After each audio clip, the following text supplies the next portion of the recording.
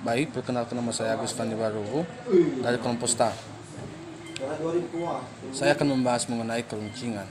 Untuk mengawali pembahasan dispersi data, ada 3 pandangan yang harus kita ketahui, misalkan kelompok data 1, kelompok data 2, dan kelompok data 3. Biarpun nilai-nilai berbeda, tetapi nilai rata-ratanya tetap sama. Bagian B, dispersi data. Ada beberapa jenis ukuran dispersi data, antara lain 1. Jangkauan. Jangkauan yang artinya selisih antara nilai maksimum dengan nilai minimum. Nomor 2, simpangan rata-rata. Adalah jumlah nilai mutlak dari selisih semua nilai data dengan nilai rata-rata dengan dibagi banyaknya data. Yang ketiga, variasi. Variasi adalah rata-rata kodrat selisih atau kodrat simpangan dari semua nilai data terhadap rata-rata hitung. Yang keempat, standar deviasi adalah akar pangkat 2 dari variansi. Selanjutnya akan dilanjutkan sama teman kami. Perkenalkan, nama saya Desnawati Gulo dari kelompok STAR kelas 5. Saya melanjutkan membahas C, kemiringan distribusi data. Ada 3 jenis kemiringan distribusi data, yaitu simetri yang menunjukkan bahwa letak nilai rata-rata hitung, median, dan modus adalah aborimpit, yaitu berkisar 1 titik.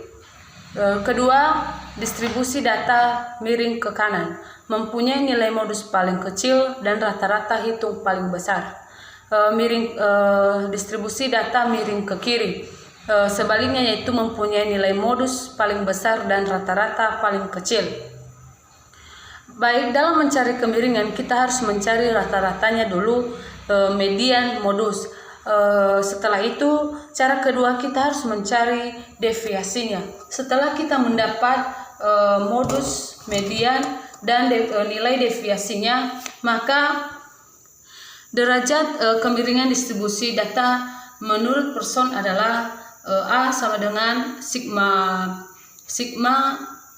kurang modus per S sama dengan 6,5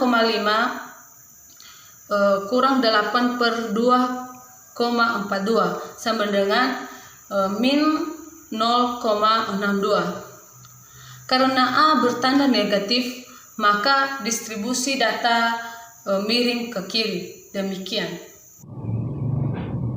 Nama saya Anita Marcelina Weyang. Saya akan melanjutkan pembahasan materi kelompok kami dengan judul keruncingan distribusi data. Keruncingan distribusi data merupakan derajat atau ukuran tinggi rendahnya puncak suatu distribusi data terhadap distribusi normalnya data. Keruncingan distribusi data sering disebut dengan kurtosis. Ada 3 derajat keruncingan. Pertama, leptokurtis, yaitu distribusi data yang puncaknya relatif tinggi. Kedua, mesokurtis, yaitu distribusi data yang puncaknya normal atau tidak terlalu meruncing. Yang ketiga, platikurtis, yaitu distribusi data yang puncaknya terlalu rendah atau mendatar.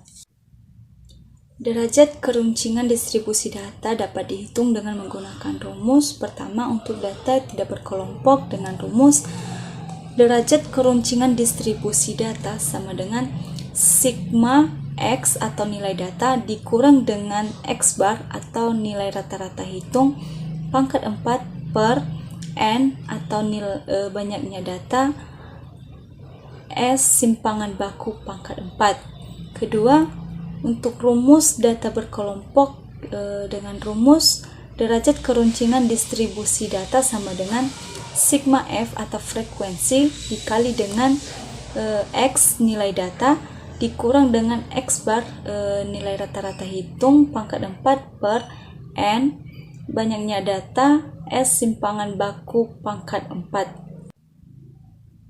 Baik, di sini saya akan membahas salah satu contoh untuk mencari derajat keruncingan distribusi data. Contoh, tentukanlah derajat keruncingan distribusi data berat badan mahasiswa pada contoh 5.18. Perhatikan tabel distribusi frekuensi pada jawaban contoh 5.18. Nah, pada contoh ini, sebelumnya contoh ini telah dibahas oleh teman kami di pembahasannya di atas. Nah, di sini saya hanya mencari derajat keruncingan distribusi data. Perhatikan cara penyelesaiannya.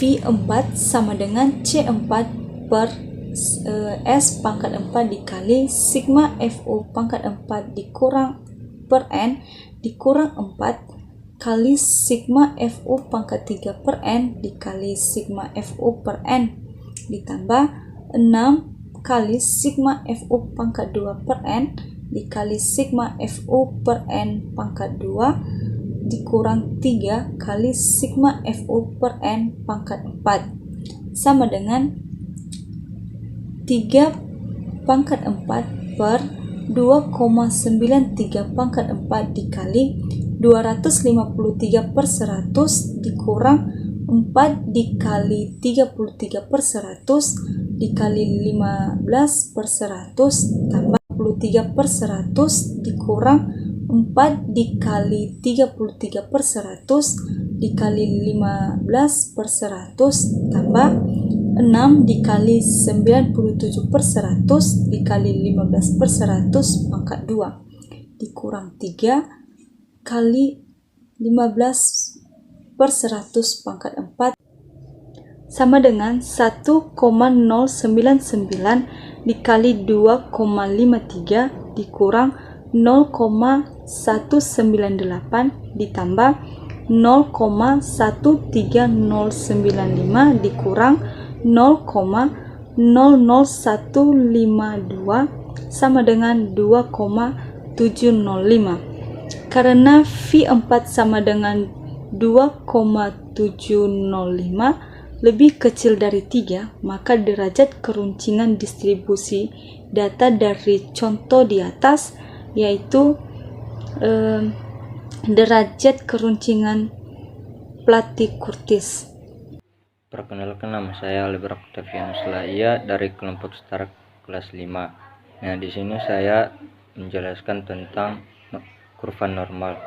Nah, distribusi normal merupakan salah satu distribusi peluang dengan menggunakan pendekatan normal. Nah, apa itu kurva normal? Adalah distribusi data yang dianggap merata. Nah, maksud dari merata, yang kategori merata itu ialah salah satu ciri-ciri rata-rata sama dengan media sama dengan modus. Nah, di mana kurva normal ini disebut kurva lonceng. Nah, kenapa disebut kurva lonceng? Karena kurva ini seperti di mana kurva normal ini disebut kurva lonceng karena kurva ini berbentuk sama seperti lonceng. Nah, sumbu X yang berada di tengah itu dianggap rata karena dia di tengah-tengah media dan modus karena medianya yang paling tinggi. Nah, kurva normal memiliki sifat yang pertama, kurva selalu berada di atas sumbu X. Yang kedua, bentuknya simetris rata-rata sama dengan media sama dengan modus. Nah, yang ketiga, memiliki asimtot datar sumbu X. Nah, apa arti asimtot datar itu? Ialah si kurva ini tidak pernah menyentuh ke sumbu X. Nah, jika semakin sumbu X-nya menjauh, maka dapat mengikuti asimpot, tetapi tidak pernah menyentuh. Nah, yang keempat, luas di bawah kurva adalah 1. Karena bentuknya simetris, maka terbagi 2, yang kiri sama dengan 0,5 dan sebelah kanan 0,5 juga. Kita melihat bagaimana kurva normal bergantung pada nilai tengah dan simpangan baku sebaran yang diselidiki. Dengan demikian, Luas daerah di bawah kurva adalah nilai X1 dan X2 pastilah bergantung pada nilai-nilai mu dan tau. Kurva normal ini juga disebut kurva yang berbentuk genta yang dapat digunakan dalam banyak sekali gugusan data yang terjadi di alam industri dan penelitian. Suatu perubahan sekali gugusan data yang terjadi di alam industri dan penelitian. Suatu perubahan acak kontinu X yang memiliki sebaran berbentuk genta atau disebut perubahan acak normal. Sebaran peluang perubah acak normal ini bergantung pada dua parameter mu dan tau, yaitu nilai tengahnya dan simpangan bakunya. Dengan mudah kita dapat dihitung untuk berbagai nilai X dan kemudian kurva yang dapat digambar. Diberikan sketsa dua kurva normal yang mempunyai simpangan baku yang sama tetapi nilai tengahnya yang berbeda. Kurva normal itu sama bentuknya tetapi pusat pada posisi yang berbeda sepanjang sumbu mendatar. Di sini kita melihat bahwa kedua kurva ini berpusat pada posisi yang sama pada sumbu mendatar, tetapi kurva dengan simpangan baku yang lebih besar berada lebih rendah dan lebih menyingkir ke samping. Nah, kita ingat bahwa luas daerah di bawah suatu kurva peluang harus sama, yaitu sama dengan 1. Oleh karena itu, semakin beragam suatu gugusan pengamatan, maka kurvanya menjadi lebih rendah dan lebih melebar. Baik, nama saya Iki Krisnabulo dari kelompok STAR kelas 5 semester 3. Saya akan melanjutkan membahas tentang materi tentang luas daerah di bawah kurva normal. Kurva sebaran peluang kontinu atau fungsi kepekaan sedemikian rupa sehingga luas daerah di bawah kurva itu dibatasi oleh X sama dengan S2 sama dengan peluang bahwa pengubah acak X mengambil nilai X sama dengan X1 dan X sama dengan X2. Kurva normal bergantung pada nilai tengah dan simpanan baku sebaran yang diselidiki. Adapun definisi sebaran normal baku yaitu definisi sebaran normal baku, sebaran pengubah acak normal dengan nilai tengah 0 dan simpanan baku disebut sebaran normal baku. Adapun contoh bagaimana cara mencari luas daerah di bawah kurva 0. Sebagai contoh yaitu untuk sebaran 0 dengan V sama dengan 50, Q sama dengan 10. Maka pertanyaannya adalah hitunglah peluang bahwa X mengambil sebuah nilai tengah antara 45 dan 62. Jawab, penyelesaiannya begini. Nilai-nilai Z pada X1 sama dengan 45 dan X2 sama dengan 62. Penyelesaiannya yaitu Z1 sama dengan 45 dikurang 50 per 10 sama dengan min 0,5. Sedangkan Z2-nya sama dengan 62 dikurang 50 per 10 sama dengan 1,2. Dengan demikian, P sama dengan kurang dari 45 kurang dari 62 sama dengan P min 0,5 kurang dari 2 kurang dari 1,2. Demikian. Baik, sebelumnya perkenalkan nama saya Heri Setiawan. Jadi saya akan mau meneruskan pembahasan kami yaitu tentang penerapan sebaran normal. Jadi pertama kita harus mengetahui tentang penetapan sebaran normal. Jadi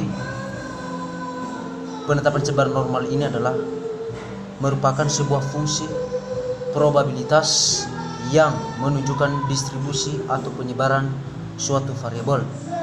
Jadi fungsinya tersebut umumnya dibuktikan oleh sebuah grafik simetris yang disebut kurva lonceng atau bell kurva. Jadi penetapan sebaran normal ini beberapa dari sekian banyak masalah yang dapat diselesaikan dengan normal akan diuraikan dengan teladan-teladan berikut. Jadi kita bisa masuk pada contoh, misalkan suatu jenis aki mencapai umur rata-rata 3.0 tahun dan simpangan baku 0.5 tahun.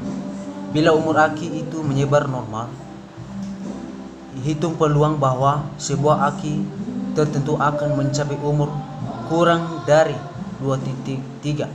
Jadi jawabannya yaitu pertama-tama kita akan buat diagram seperti dalam gambar di bawah ini, menunjukkan seberapa umur aki dan daerah yang diinginkan. Untuk menghitung sebelah kiri 2.3 ini dapat dicapai dengan menentukan luas daerah di sebelah nilai Z pada anannya. Oleh karena itu kita akan menghitung, misalkan Z sama dengan 2.3 min 3 per 0.5 sama dengan min 1.4. Jadi sekian saja, terima kasih. Baik, terima kasih atas kesempatan telah diberikan kepada saya untuk melanjutkan menjelaskan pembahasan kami. Dan sebelumnya perkenalkan, nama saya Iva Mega Setra Baru dari kelompok STAR. Jadi pembahasan saya itu pertama, indeks harga agregatif sederhana atau tidak tertimbang. Jadi di sini rumusnya itu IHA sama dengan sigma PN per sigma PO kali 100%, di mana keterangannya yaitu IHA sama dengan indeks harga agregatif, sigma PN sama dengan jumlah semua komoditi pada tahun berjalan, dan sigma PO sama dengan jumlah semua harga komoditi pada tahun dasar. Jadi di sini indeks harga agregatif sederhana ini memiliki kelebihan, itu mudah dipakai. Ada juga kekurangan, yaitu indeks ini tidak memperhitungkan arti penting secara relatif dari berbagai komoditi, sebab semua harga komoditi diberi bobot atau timbangan yang sama atau mempunyai arti penting yang sama. Kekurangan keduanya itu indeks ini peka terhadap satuan dalam pencatatan harga seperti liter, gram, dan sebagainya. Jadi contoh soalnya dapat kita perhatikan di slide di atas. Kedua yaitu indeks rata-rata relatif harga sederhana. Di sini rumusnya yaitu IRH sama dengan sigma PN per PO per N kali 100%. Sama juga contohnya dapat kita perhatikan di slide di atas. Kemudian indeks harga agregatif tertimbang. Jadi di sini indeks harga agregatif tertimbang ini dibagi menjadi dua bagian, yaitu satu, indeks harga agregatif tertimbang less pairs, dan indeks harga agregatif tertimbang pasce. Pertama, indeks harga agregatif tertimbang less pairs memiliki rumus atau rumusnya yaitu IHL sama dengan sigma PN QO per sigma PO QO kali 100%, di mana keterangannya IHL sama dengan indeks harga agregatif tertimbang less pairs, sedangkan PN yaitu harga pada waktu berjalan, PO sama dengan harga pada waktu dasar, dan QO sama dengan kuantitas pada waktu dasar. Kedua yaitu indeks harga agregatif tertimbang pasce. Rumusnya yaitu IHP sama dengan sigma PN QN per sigma PO QN kali 100%. Jadi contohnya dapat kita perhatikan di slide di atas. Jadi terima kasih, kami dilanjutkan oleh teman kami yang lain. Baik, terima kasih. Perkenalkan, nama saya Arifin Sejahtera Waruwu dari kelompok STAR kelompok 5. Nah, pembahasan saya mengenai indeks ideal, Brouwers, dan Fisher. Nah, indeks ini sama-sama dikatakan sebagai indeks ideal karena mempunyai atau mampu membantahi atau mengukurkan perbedaan antara indeks harga Prijs dengan indeks harga PASI. Kemudian indeks harga Wahl atau Marshall-Edgeworth. Nah, indeks ini merupakan indeks harga agregatif dengan memakai timbangan rata-rata ukur dari kualitas pada tahun dasar dan tahun berjalan. Kemudian indeks rata-rata relatif harga tertimbang. Nah, indeks ini mempunyai kelemahan yaitu tidak mempertimbangkan kualitas dari produksi, di mana harga masing-masing komoditif diberi bobot yang sama. Demikian. Baik, terima kasih atas kesempatan yang diberikan kepada saya. Di sini saya akan menjelaskan yang pertama indeks berantai, yang kedua pergeseran atau perubahan waktu dasar, dan yang terakhir ialah mendeflasikan data berkala. Jadi kita bahas satu-satu ya kawan-kawan. Di sini saya akan membahas pertama yaitu indeks berantai. Jadi apa sih maksudnya indeks berantai itu? Jadi begini. Untuk data berkala khususnya angka indeks dapat dibuat dengan melakukan perubahan secara berurutan dari waktu dasarnya. Contohnya 1, 2, 3 atau lebih dari situ atau seterusnya. Kemudian susunan keseluruhan tersebut, angka indeks tersebut itu yang diperoleh dengan cara disebut dia dengan indeks berantai. Jadi itu ya teman-teman penjelasannya mengenai indeks berantai. Lalu bagaimana sih kita mengetahui indeks berantai? Jadi di sini teman-teman saya akan menjelaskan kita bisa menggunakan rumus N per N1 sama dengan PN per PN1 kali 100%. Di mana PN itu ialah harga pada tahun berjalan, sedangkan PN1 itu adalah harga pada tahun dasar. Contohnya ya, data harga perdagangan suatu komoditi dari indikator ekonomi Biro Pusat Statistika tahun 1987.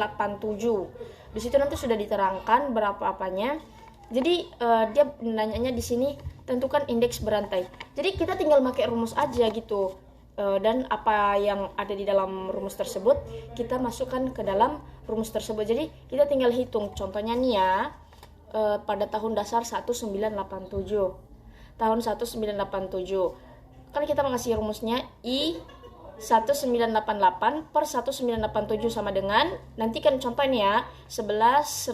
Indeks kuantitas terdiri dari beberapa bagian yang yaitu indeks kuantitas sederhana tidak tertimbang dan indeks kuantitas tertimbang.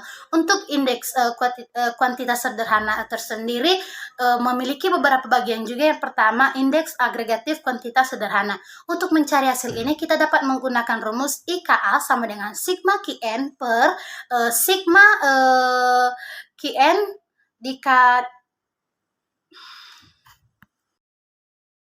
indeks kuantitas tertimbang. Untuk indeks kuantitas tersendiri terdiri juga dalam beberapa bagian, yaitu yang pertama indeks kuantitas less player. Untuk indeks ini kita dapat mencarinya dengan menggunakan rumus IKL sama dengan sigma Qn dikali Pn per sigma Qo dikali Po dikali 100. Dan yang kedua yaitu indeks kuantitas purchase. Kita dapat menggunakan rumus yaitu IKP sama dengan sigma Qn dikali Pn per sigma Po dikali Pn dikali 100%. Dan yang ketiga yaitu indeks kuantitas dropage. Kita dapat menggunakannya dengan cara menggunakan rumus IKD sama dengan dalam kurung sigma Qn per Po sigma Qn dikali Po per sigma Qo dikali Po dikali 100% ditambah sigma Qn dikali Pn per sigma